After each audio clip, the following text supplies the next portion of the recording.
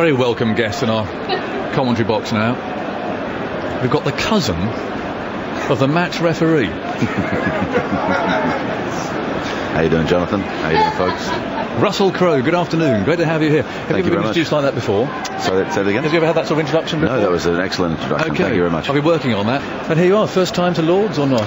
My first time to Lord's, yes. So it's something that I've been talking about with Martin for probably 20-something years or longer, actually, since he was the Junior Cricketer of the Year here at one point. Yes, indeed. Fantastic. And he lived out the back here by the training field. Yeah, so it's finally come true. Yeah, and finally come together to the ground and walk through the long room together, which is something that we've talked about, like I said, for probably nigh on 30 years.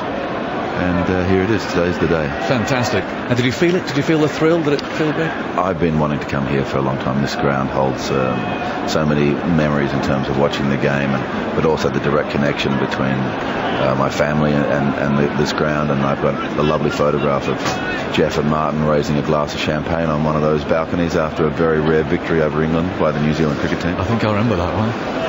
Because, of course, you are cousins. I mean, just to explain the relationship, you, Jeff and Martin, who, of course, I'd have played against many times, first cousins, is that right? Yeah, their father David is my uncle, my father's brother. Gotcha. And close. I mean, you grew up together? Or? No, we didn't. We grew up in different countries. We really began our friendship, our family relationship in our teen years towards the end of high school. But as time has gone on, we've gotten closer and closer. Right. And your cricket, Russell, I mean, you'd strike me as being a bit of a ferocious hitter, a bit of a strong arm much batsman. more of a bowler than a batsman. Oh, are you? Yes. Guile, flight and guile, or a bit of pace? Not flight and guile, no. Very sluggish, medium pace. Sluggish, medium. Well, that's a bit of a disappointment. I thought you'd be a lot more glamorous than that. But do you play much? I mean, it's a sport. Every now and then, I have a cricket field on my farm.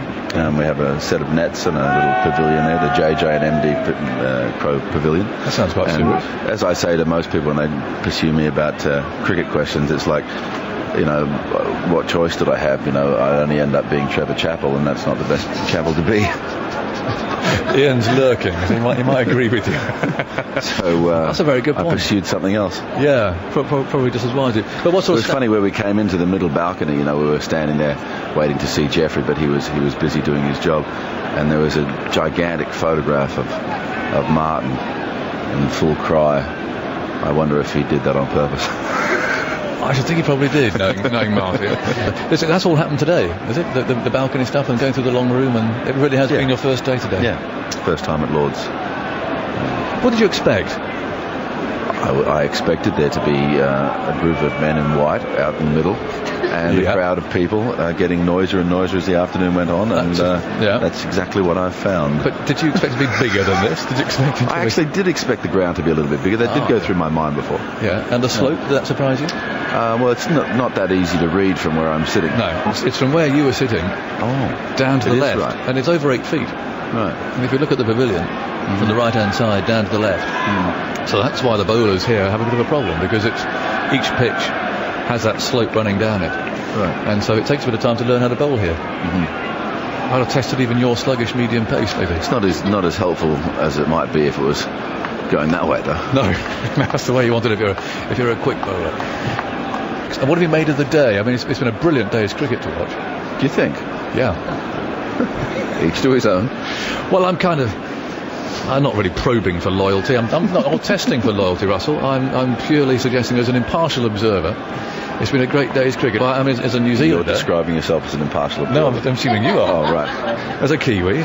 No, obviously I live in Australia. I've lived in Australia since I was a kid, and I follow Australia in pretty much most sports. And what I've found surprising so far about the series as it's been unfolding is the lack of ruthlessness in the Australian team. Unusual. Very unusual.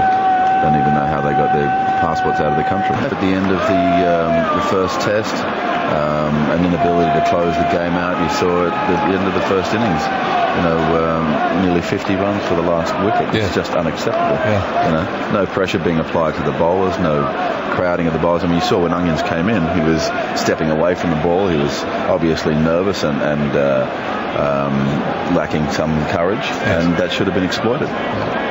Your cricketing feats, I wait for new batsmen to come in. I mean, what's been your greatest moment on the field? You have your own family team, don't you? Yes, we play every now and then. The last time we played was as a family team with 6 Crows in the 11 was my wedding, actually. Yeah. Right. Yeah, we had a 4-day wedding, and on the second day there was cricket. Excellent. Yeah. And everybody had picnic baskets and stuff. All the ladies had picnic baskets and parasols, and the men got dressed up in whites. Where'd you play? My wife didn't think she'd enjoy it, but once she was in the middle of the experience, she found it quite romantic. Did she? Good. Is she a convert? Oh, she likes sport, yes, for sure. She's a big sporting fan. Russell, I'm getting wind-up signals behind me. Thank you for coming in. I'll get out of the seat then. Yeah, wickets are falling. All of these niceties when you want me in, now it's just like straight away. You did that to the last man too. We did. Assassinated him to get him out. Well, that was Adam Gilchrist. Our last man actually come in as a guest. Yeah, he came in at tea. It was fantastic. Thank you very much for the opportunity. No, Russell, just one thing. Robin Hood, how's that going? You enjoying it? Very good. We're about 5 days ahead, about $7 million under budget, and cracking on. In the middle of holding a French castle to siege. Spent the day yesterday jumping 12 or 14 foot off the portcullis over and over again, saving a powder monkey from certain death. Right. And which means that the walk from the chairman's box to here took about 3 times longer than normal, because I'm finding it a little bit hard to walk around today because I've bruised both my heels. That's on top of the advanced tendinopathy in both legs. You know, saving your country as often as I have has taken its toll. Yeah. but it's going to be a top film, is it? I think it's just going to be everything that the imagination will say to you about what Ridley Scott might do with a story as large and as bold as Robin Hood. Yeah. It's going to be all of that and possibly more. Okay. Again, thanks for coming in.